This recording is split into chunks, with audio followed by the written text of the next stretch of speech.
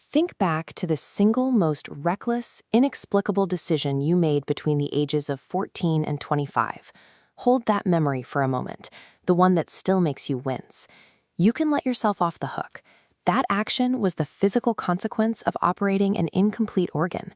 The human brain builds itself in a strict sequence, starting from the bottom up and moving from the back to the front. The ancient, survival-based systems at the base come fully on. Teenage recklessness is a structural hallmark of a brain caught mid-construction, a predictable phase of development rather than a malfunction. Right as puberty hits, the limbic system, your emotional, dopamine-driven reward center, comes fully online and maxes out its capacity. A specific region called the nucleus accumbens reaches its peak size during these years, making an adolescent brain hypersensitive to the prospect of a reward.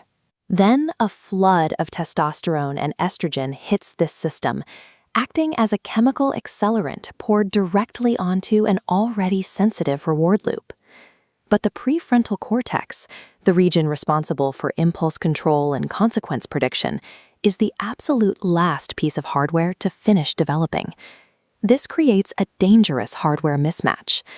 The teenage brain is a Formula One engine with the gas pedal floored, connected to a set of bicycle brakes that haven't been installed yet. Stanford neuroscientist Robert Sapolsky points to evidence showing that adolescents are physically limited in how they assess risk. When adults receive bad news about the probability of a danger, they adjust their behavior. In adolescence, that same feedback barely makes a dent. This chart tracks dopaminergic activity in the brain's reward center. For adolescents, a large reward triggers a humongous increase in activity, much more intense than in adults. But look at the response to a small, sensible reward. Activity actually drops below the baseline.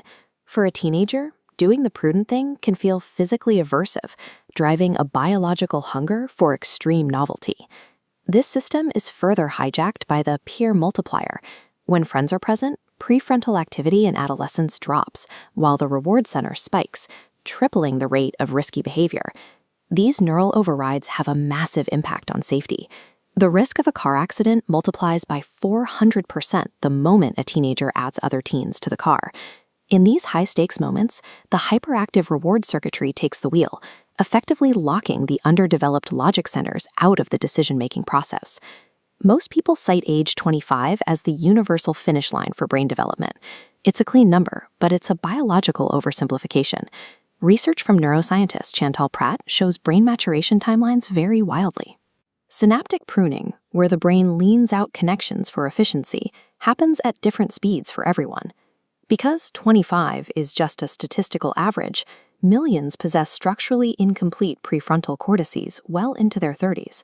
There is no universal alarm that goes off when the brain is finished, meaning you had no way of knowing when your own internal brakes were finally functional. If biological maturation is a variable spectrum, how does a society justify its rigid legal boundaries? We grant permanent, life-altering responsibilities at arbitrary thresholds. We permit 16-year-olds to operate heavy machinery on public roads, and 18-year-olds to vote or enter combat. The criminal justice system takes this even further, treating an 18-year-old as a fully formed adult capable of bearing the absolute weight of a life sentence. The Supreme Court grappled with this in Roper v. Simmons, acknowledging that the adolescent brain lacks adult levels of impulse control and emotional regulation. Despite these neurological insights, our legal system relies on the assumption that an 18-year-old possesses a fully constructed prefrontal cortex. The law treats adulthood as a binary switch flipped on a birthday. But the research from Sapolsky and Pratt reveals a messy individual reality where the biological brakes appear on a highly unpredictable schedule. This creates a systemic gap where our most serious legal consequences are applied to brains that are, by definition, still working out their assembly instructions. You can let go of the personal guilt surrounding their worst teenage mistakes. That regrettable decision was the chaotic result of navigating the world in a skull without brakes.